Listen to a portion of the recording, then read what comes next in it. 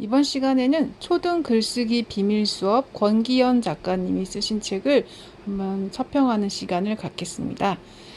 이 책에 보면 서울대학교는 학생들의 글쓰기 평가 결과가 나쁘다 보니까 2019년도부터 글쓰기 강좌를 더 세분화하였고 평가도 절대평가를 하고 있다고 합니다. 서울대생들도 글쓰기를 어려워하고 있다니 놀랍죠? 작가가 말하는 글쓰기 방법 중에 가장 기억에 남고 우리가 쉽게 할 수 있는 두 가지만 얘기하겠습니다. 이거는 부모도 같이 해야 효과적이라고 합니다. 첫 번째로 단어로 이야기를 만들기인데요. 서로 관련이 없는 단어 5개를 무작위로 씁니다. 그리고 그 단어들을 이용해서 이야기를 만드는 거죠. 두 번째는 문장 이어달리기입니다. 한 사람씩 돌아가면서 앞에 사람이 말한 내용과 연결되게 한 문장씩 말하는 겁니다. 자기가 알고 있는 분야보다 생소한 영역을 다룰 때 창의성이 더 발달된다고 합니다. 그래서 작가는 이 방법이 엉뚱해 보일지도 모르지만 말이 안 될 것 같은 소재로 글을 쓰는 연습을 지속한다면 창의성에 좋을 것이다 라고 했습니다.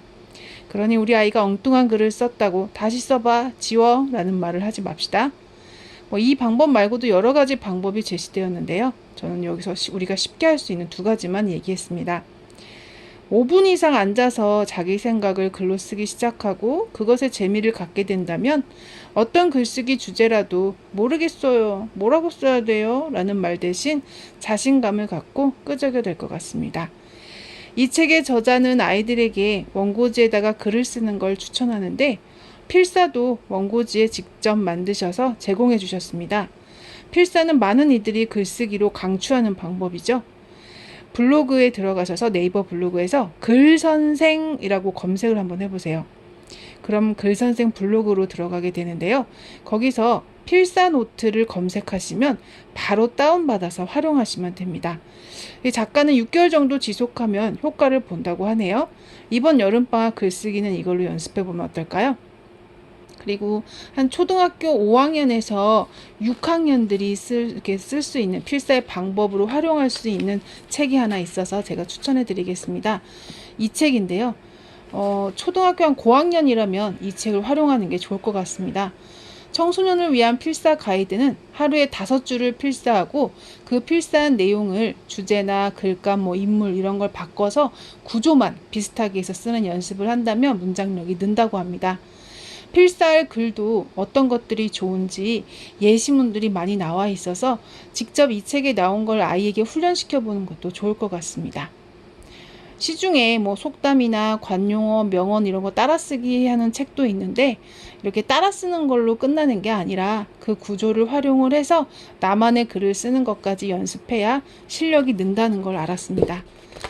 보시면 예시문들이 있어요. 이걸 문학, 비문학 아니면 동시 이런 거를 좋은 글을 이렇게 제공을 해서 그걸 우리가 직접 해보라고 하고 있어요. 이건 비문학이네요. 이런 글을 이렇게 소리내서 읽어서 한 문장씩 옮겨 적은 다음에 자기가 한번 이 문장과 비슷하게 고친 거죠. 그런 다음에 코칭을 해주는 거죠. 우린 이런 것까지는 바라진 않고 이렇게 필사를 해서 소리내서 읽어서 문장을 필사를 해서 그 문장 구조를 비슷하게 바꿔서 쓰는 연습을 좀 하면 좋을 것 같습니다. 보면 거의 다 이런 예시문들이 많이 나와요. 이 책에서는. 실제로 적용시키기에 좋은 책이라고 볼 수 있겠죠.